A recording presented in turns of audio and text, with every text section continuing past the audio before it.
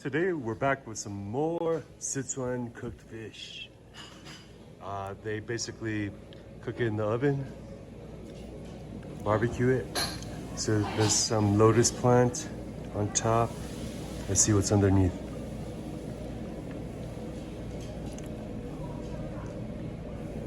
How's the fish? Okay. It's pink and white.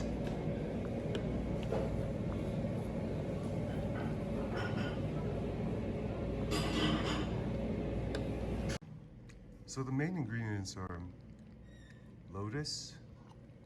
Let's see what else we got. We got a mushroom. These are quite popular here in Yunnan province. And then, look what we found. Some beef stomach lining.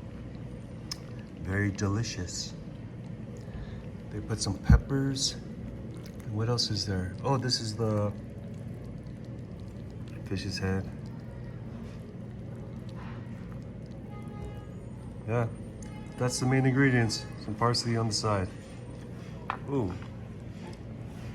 And we got some rice. And then cabbage with beef. This looks good too. This is all Szechwan style, but then otherwise known as Sichuan. But then we are currently in Yunnan, and this is the food here.